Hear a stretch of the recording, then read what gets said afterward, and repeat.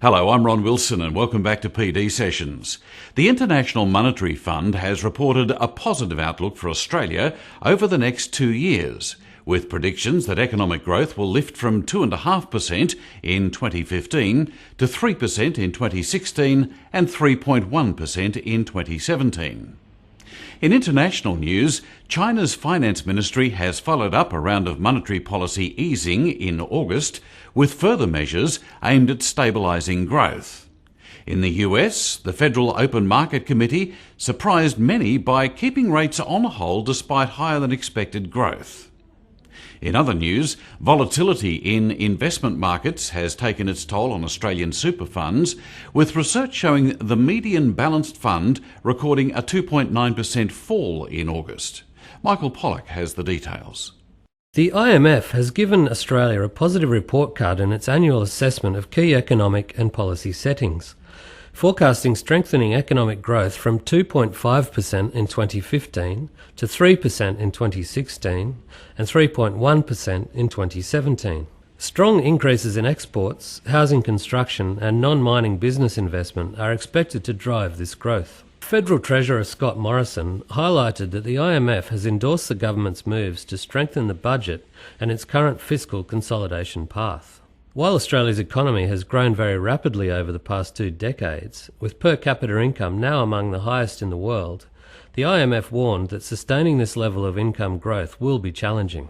Despite the promising macro views, building approvals data was flat in August according to data from the ABS. The number of dwellings approved fell 0.7% in trend terms, marking the 5th consecutive month of falls. Across the country, approvals dropped in Tasmania, Victoria, Western Australia, the Northern Territory and Queensland. However, the ACT, South Australia and New South Wales saw increases. Responding to global concerns over China's economic strength, its finance ministry followed up a round of monetary policy easing in August with further measures aimed at stabilising growth. China's 1-year benchmark bank lending rate and deposit rates were reduced by 25 basis points to 4.6%. And the reserve requirement ratio for most big banks was reduced by 50 basis points to 18%. Premier Li Keqiang said that with a fiscal surplus of US $60.2 billion, there was plenty of room for expansionary policies to increase the budget deficit to 2.3% of GDP for 2015. AMP Capital's Head of Investment Strategy and Chief Economist, Shane Oliver, believed this will not be the last of the easing measures and predicted further reductions in rates and the reserve ratio. Oliver anticipated that the benchmark lending rate will be cut to 4% by the end of 2015. With the US domestic economy growing at or above its expected pace and labour market improvements that exceeded expectations, there was speculation that the US Federal Open Market Committee, or FOMC, would raise rates at its September meeting. However, concerns over recent global developments and their potential to restrain domestic growth and put downward pressure on inflation saw the FOMC remain cautious and leave official rates on hold.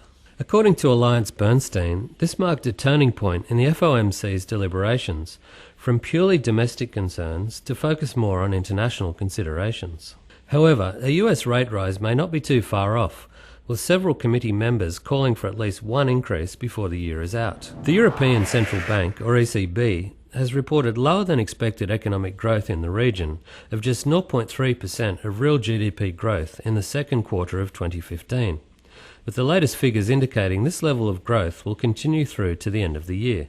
ECB President Mario Draghi explained that the central bank expected the economic recovery to continue, though at a weaker pace than earlier anticipated. This reflected the slowdown in emerging market economies in particular, which is dampening demand for euro area exports. The decline in oil prices is expected to provide some relief in terms of household disposable income and corporate profitability. In domestic news, recent volatility in investment markets has taken its toll on superannuation funds, with the median balance fund recording a 2.9% fall in August, according to independent research provider Super Ratings. This was the largest monthly loss since February 2009 and one of the toughest months for super funds since the GFC.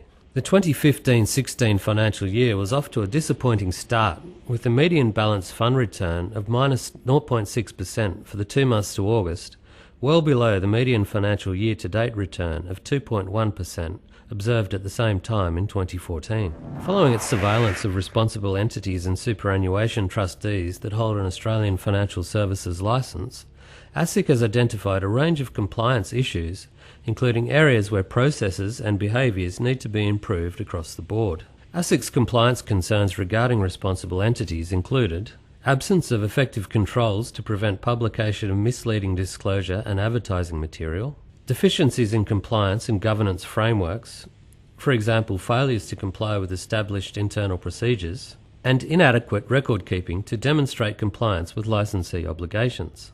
Issues for superannuation funds included rollover forms attached to product disclosure statements, which may lead new members to believe that they had to roll over existing super accounts into the fund to become members, and promotion of self-managed investment options, which gave the appearance of the same level of choice and control of an SMSF without the same rights and responsibilities. In a widely anticipated decision, the RBA again adopted a watch and wait stance at its October meeting, leaving the cash rate unchanged at 2% for the fifth consecutive month. RBA Governor Glenn Stevens, in a statement following an RBA board meeting, explained that many other major central banks are continuing to ease policy, and that overall global financial conditions remain accommodative. Stevens added that the economy is likely to be operating with a degree of spare capacity for some time yet.